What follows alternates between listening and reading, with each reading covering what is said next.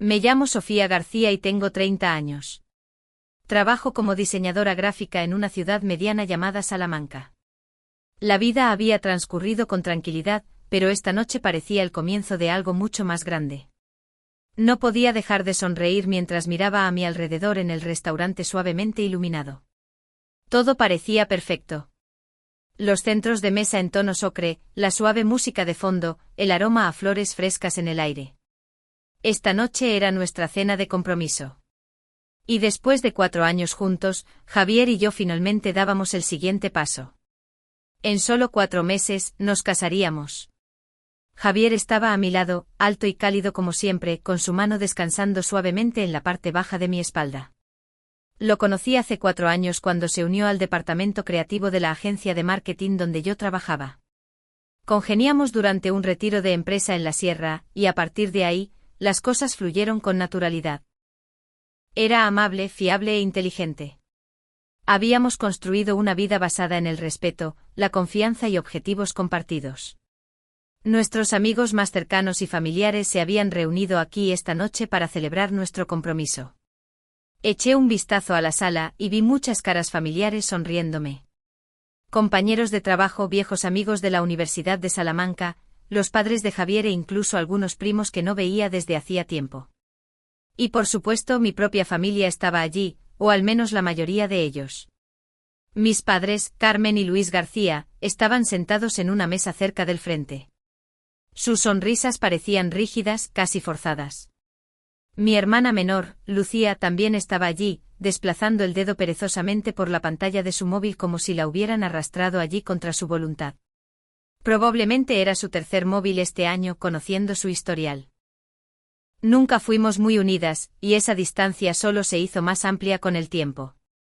Aún así, dejé a un lado la tensión incómoda. Esta noche no se trataba de viejas dinámicas familiares. Se trataba de amor, compromiso y el nuevo capítulo que teníamos por delante. O eso pensaba yo. Carmen se puso de pie y golpeó suavemente su copa de vino con una cuchara. El sonido resonó en la sala y las conversaciones se calmaron mientras todas las miradas se volvían hacia ella. «¿Puedo tener la atención de todos, por favor?», dijo con una sonrisa que no llegaba a sus ojos. «Primero quiero felicitar a mi hermosa hija, Sofía, y a su maravilloso prometido, Javier. Espero que vuestro matrimonio esté lleno de amor, alegría y felicidad». Hubo aplausos educados y un brindis con las copas alzadas. Javier me apretó la mano por debajo de la mesa y le sonreí, sintiéndome agradecida. Pero entonces mi madre volvió a hablar, con un tono repentinamente más frío y deliberado. «También tengo un anuncio importante que hacer», dijo, dejando su copa en la mesa. «Después de hablarlo con Luis, hemos decidido darle el fondo de bodas de 40.000 euros de Sofía a Lucía». La sala se quedó en completo silencio. Parpadeé segura de haberla escuchado mal. Una risa suave escapó de mis labios mientras miraba a mi alrededor, esperando que alguien más se riera conmigo. «Qué graciosa eres, mamá», dije, tratando de mantener un tono ligero. «Pero ese dinero es mío.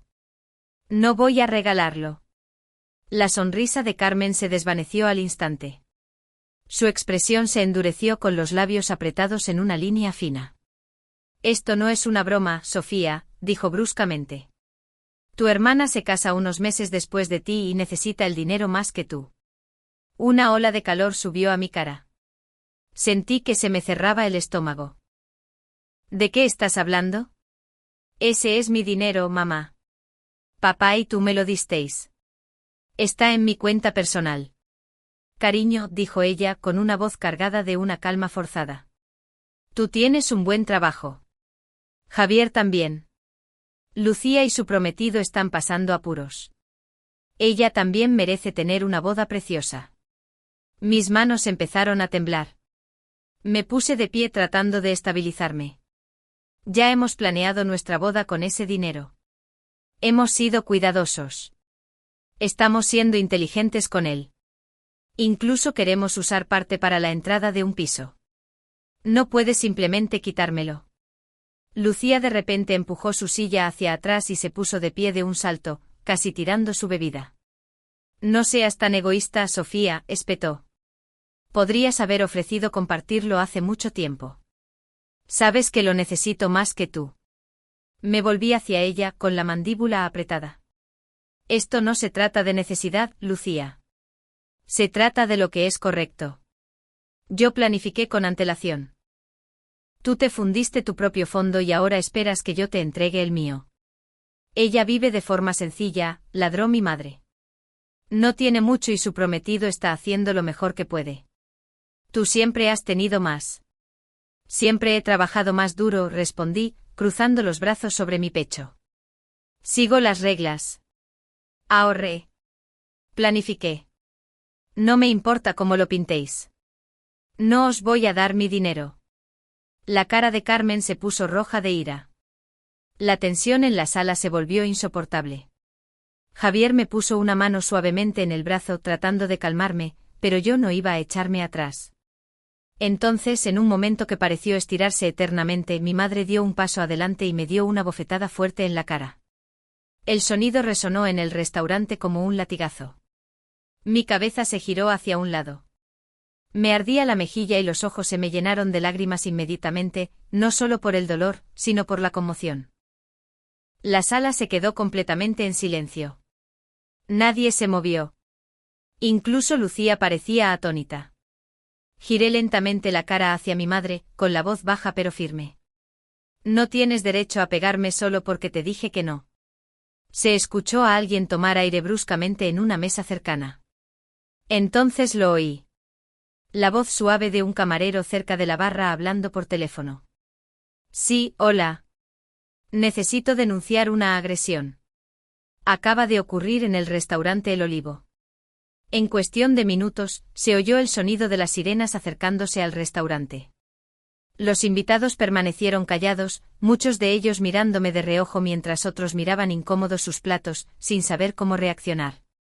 Me quedé de pie en silencio, todavía absorbiendo el impacto de lo que acababa de suceder. Me palpitaba la mejilla, pero era el aguijonazo emocional lo que dolía más. Javier estaba a mi lado con la mandíbula tensa, mientras mi padre apartaba a Carmen en silencio, tratando de calmarla. Momentos después, 2 agentes de la Policía Nacional entraron en el restaurante. Uno de ellos se acercó a nuestra mesa y preguntó si yo era la persona que había sido agredida. Asentí en silencio, confirmando lo sucedido. Un camarero cercano dio un paso adelante y ofreció su versión de la bofetada, explicando cómo Carmen me había golpeado a la vista de todos los invitados. Carmen intentó defenderse insistiendo en que era solo un asunto familiar, pero el agente le informó con calma que una agresión pública, independientemente de la relación, era un delito. Los agentes me preguntaron si quería presentar cargos. Mi corazón latía con fuerza en mi pecho, pero mi voz salió firme. Sí, quiero. Detuvieron a Carmen allí mismo, en el restaurante. Mientras los agentes se la llevaban esposada, noté que Lucía me miraba con incredulidad, como si yo fuera la villana por simplemente defenderme. Mi padre los siguió fuera en silencio. La sala permaneció congelada, los invitados no sabían si aplaudir, llorar o irse. Javier me sostuvo la mano todo el tiempo sin soltarme ni una sola vez. Más tarde esa noche, después de hablar con mi abogada, presenté oficialmente la denuncia y seguí adelante con los cargos penales. Carmen salió bajo fianza al día siguiente, pero el proceso legal había comenzado. Unas semanas más tarde estábamos de vuelta en el juzgado. Esta vez, no por el dinero, sino por la bofetada.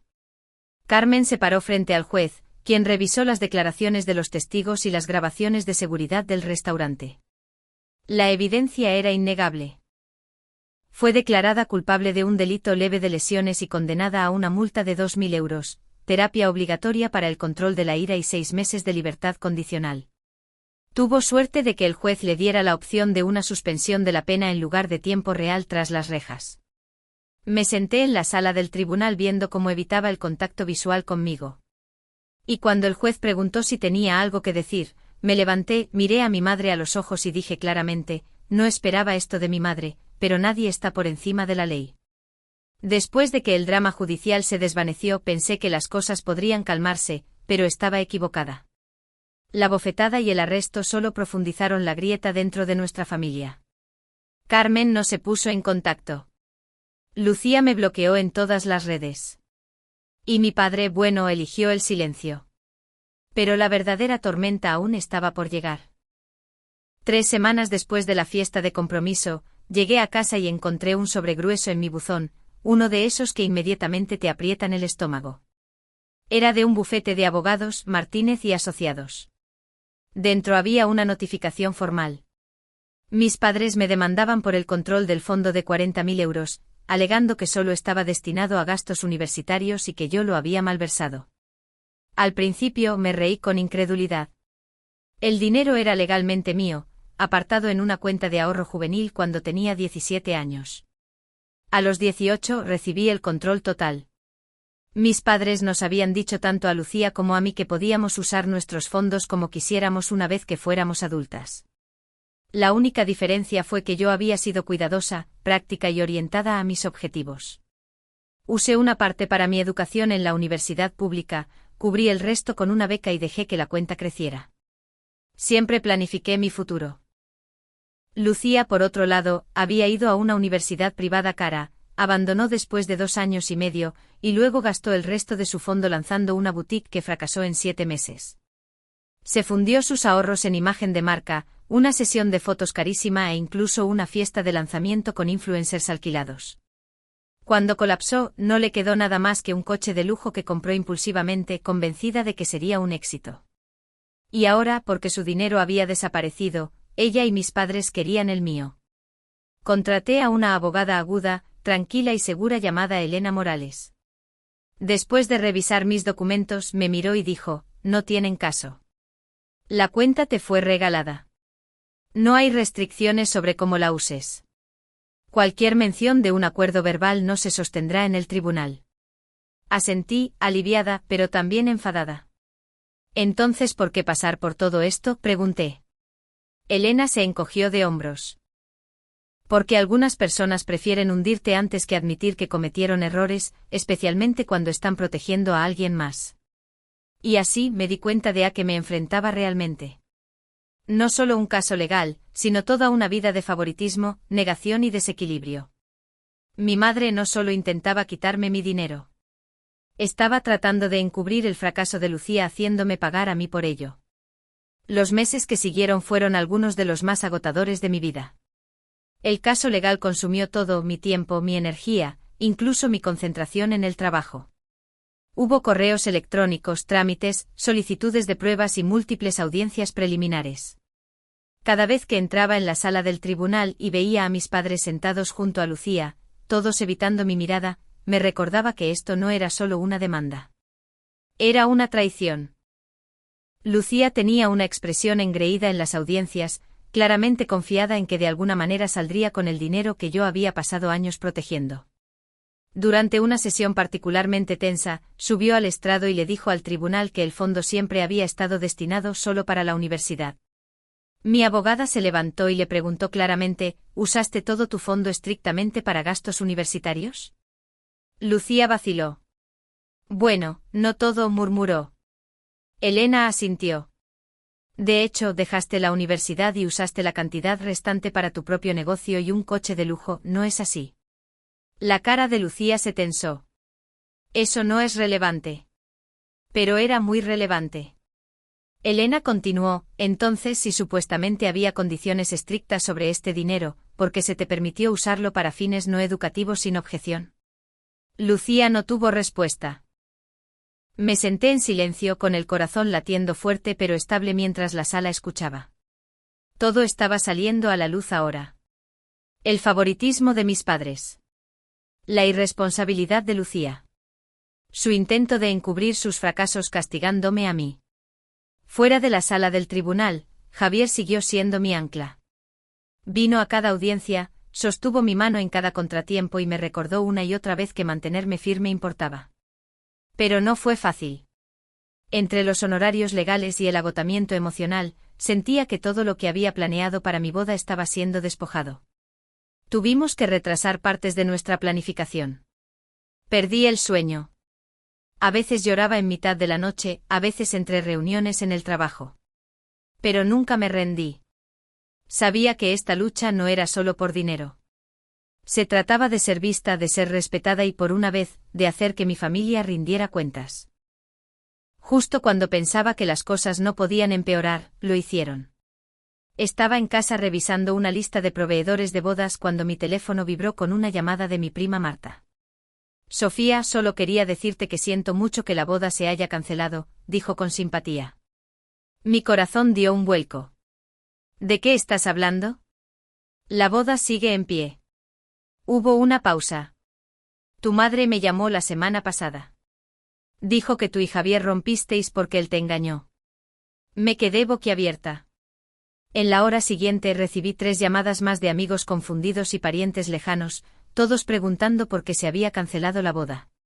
Alguien incluso había enviado correos electrónicos falsos diseñados para parecer que eran míos, diciendo que el evento estaba cancelado.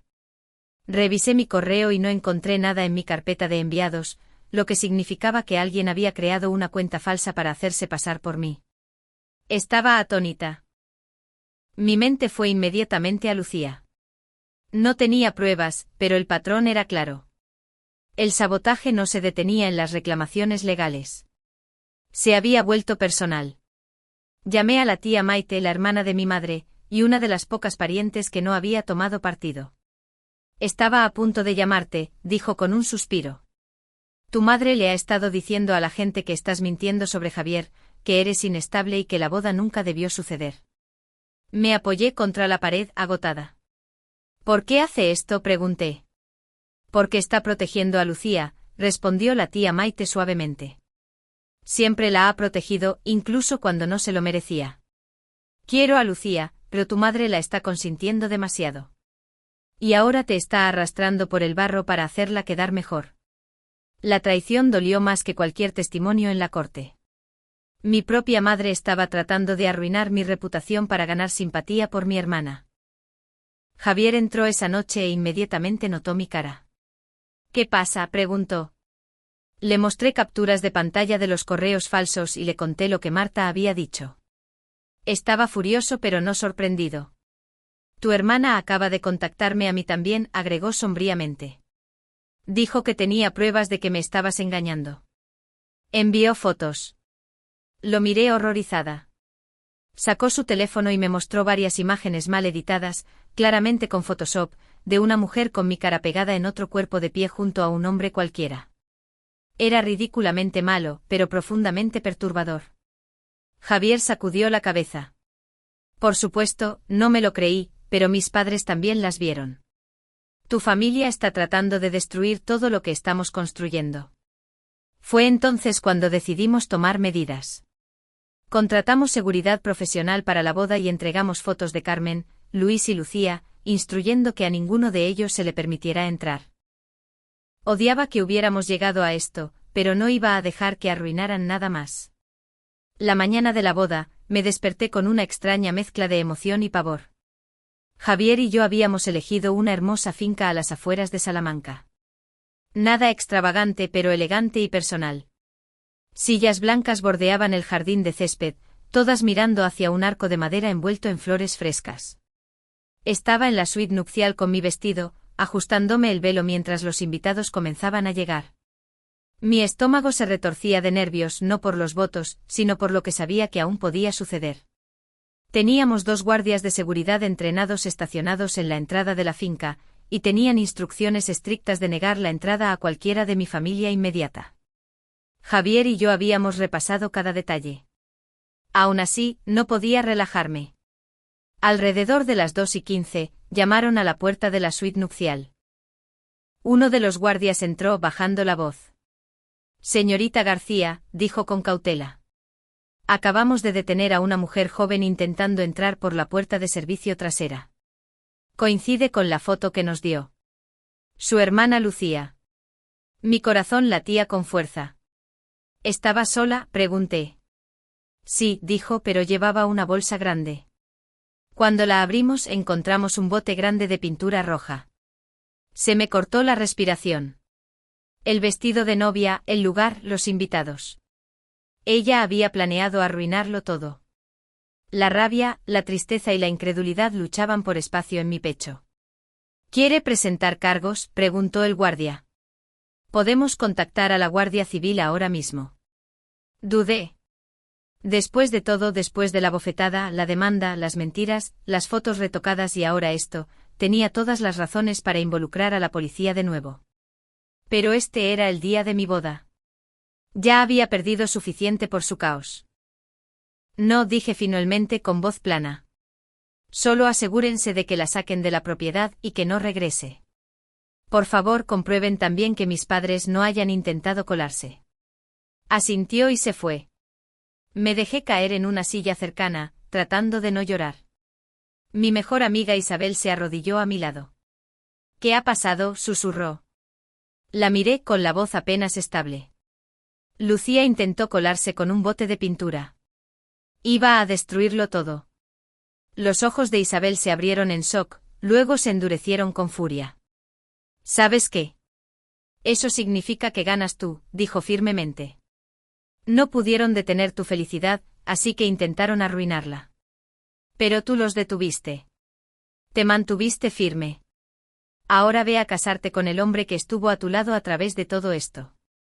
Te mereces cada parte de este día. Me sequé las lágrimas, respiré hondo y me levanté. Mi tío Paco, el hermano de mi padre, me llevó al altar. Al entrar en el jardín, vi a Javier esperando bajo el arco con los ojos fijos en los míos. Y en ese momento el resto del mundo desapareció. La traición, las citas judiciales, las lágrimas, el dolor. Todo se desvaneció. Hoy se trataba de amor. El nuestro. La ceremonia fue emotiva y hermosa. Intercambiamos votos que hablaban de fuerza, lealtad y compañerismo. Cuando el oficiante nos declaró marido y mujer, los invitados estallaron en aplausos. Por primera vez en meses me sentí ligera, libre. La recepción fue todo lo que esperábamos que fuera. Hubo risas, música y discursos sinceros de personas que nos habían apoyado a través de todo. Isabel hizo un brindis que me hizo llorar. Lágrimas suaves y orgullosas, del tipo que solo vienen después de haber pasado por una tormenta y haber encontrado la paz al otro lado. Javier y yo bailamos, comimos y celebramos como si nada más importara. Y en verdad, nada más importaba. Casi todos comentaron lo hermoso que se veía el lugar, lo felices que parecíamos y cómo el día se sentía lleno de amor genuino. Algunos invitados habían escuchado partes del drama, pero respetaron nuestro silencio. Una tía se inclinó durante la cena y susurró: «Estoy muy orgullosa de ti por mantenerte firme». Sus palabras se quedaron conmigo mucho después de cortar la tarta y de que sonara la última canción. Cuando la noche llegaba a su fin, Javier y yo nos escabullimos bajo un cielo lleno de estrellas, corriendo de la mano a través de una lluvia de arroz lanzada por nuestros amigos. Subimos al coche que esperaba en la acera y nos fuimos, ambos sonriendo como niños. Me giré por un segundo y miré el resplandor de la finca a lo lejos. Mi hermana había intentado arruinar ese momento, pero fracasó. Todos lo hicieron. Nuestra luna de miel fue pura felicidad. 3 semanas tranquilas en un pueblo costero tranquilo lejos de Salamanca. Sin juzgados, sin confrontaciones, solo sol, olas y el hombre que amaba. Me permití respirar. Respirar de verdad.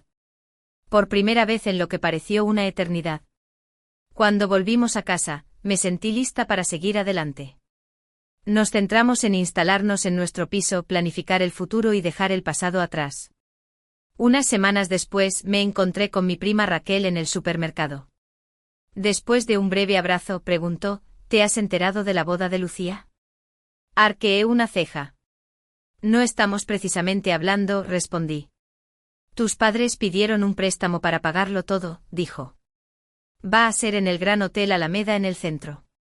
Súper lujoso. Van a traer a un chef de fuera. Es toda una producción. No pude evitar soltar una risa tranquila. Por supuesto, iban a tirar la casa por la ventana por Lucía, incluso si eso significaba endeudarse. ¿Vas a ir si te invita?, preguntó Raquel con cuidado. Intentó arruinar mi boda con un bote de pintura, dije rotundamente. Así que no asistiré. Y curiosamente nunca llegó ninguna invitación. Más tarde me enteré por los cotilleos familiares que varios parientes rechazaron sus invitaciones a la boda de Lucía por incomodidad con cómo me habían tratado. Algunos fueron educados al respecto, otros fueron claros. De cualquier manera, el brillo había comenzado a desgastarse para Lucía y para mis padres también. Javier y yo habíamos usado los 40.000 euros exactamente como planeamos. Tuvimos nuestra boda soñada, modesta, intencional y llena de personas que nos querían, y usamos el resto del dinero para la entrada de un piso encantador justo a las afueras de la ciudad. Con nuestros ingresos combinados, la hipoteca era manejable y por primera vez, estábamos construyendo patrimonio en lugar de quemar dinero en alquiler. Nuestro hogar era pequeño, pero era nuestro.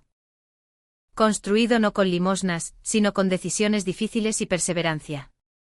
La vida después de la boda se asentó en un ritmo que no sabía que necesitaba.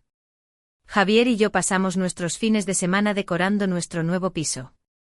Nada elegante, solo estanterías que instalamos nosotros mismos, un sofá para el que ahorramos y paredes llenas de fotos de nuestra boda y viajes. Un sábado por la tarde, mientras montábamos la habitación de invitados, Javier se rió mientras luchaba con una cómoda de IKEA. ¿Quién crees que será nuestro primer invitado en quedarse a dormir?, preguntó. Hice una pausa, destornillador en mano. Por un breve segundo mi mente fue hacia mis padres. Tal vez en alguna versión lejana de la realidad, se disculparían. Tal vez Lucía maduraría y asumiría la responsabilidad de lo que hizo. Pero en el fondo, no guardaba esperanzas. Sea quien sea, dije finalmente sonriendo suavemente, será alguien que realmente se preocupe por nosotros. Las fiestas vinieron y se fueron sin llamadas, sin mensajes y sin invitaciones. Al principio su ausencia dolió. Mi cumpleaños pasó tranquilamente ese año y por primera vez, no escuché la voz de mi madre deseándome lo mejor.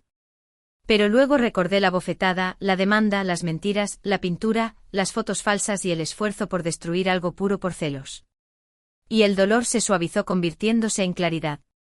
Javier ocasionalmente preguntaba si pensaba que alguna vez habría paz entre mi familia y nosotros. Tal vez algún día, dije honestamente, pero si alguna vez sucede, tomará más que una disculpa. Tomará un cambio. Y no veo que eso llegue pronto. La boda de Lucía finalmente llegó y pasó.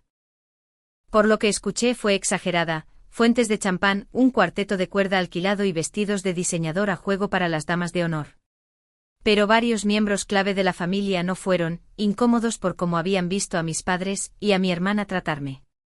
Peor aún, el préstamo masivo que Luis y Carmen habían pedido se hizo de conocimiento público. Habían hundido todo en ese único evento, tratando de hacer una declaración, tratando de fingir que el último año no había sucedido. Pero sí sucedió, y la gente lo recordaba. A medida que Javier y yo crecíamos en nuestro matrimonio, me di cuenta de algo profundo. La familia no es solo la gente que comparte tu sangre. Son las personas que apoyan tus límites, que celebran tus victorias y que respetan tu paz. Había perdido mucho, sí, pero había ganado un hogar, un marido que estuvo a mi lado a través de todo, y amigos y parientes lejanos que vieron la verdad y nunca dudaron. Y lo más importante, todavía me tenía a mí misma. No me derrumbé. No cedí. Protegí lo que había construido, no por avaricia, sino por dignidad. El fondo de 40.000 euros nos ayudó a comprar un futuro, un hogar, estabilidad. Pero lo que realmente nos dio fue libertad. Libertad de la manipulación. Libertad de la culpa. Libertad de una familia que creía que el amor estaba condicionado a la obediencia. Me defendí a mí misma y gané. No solo en el tribunal, sino en la vida.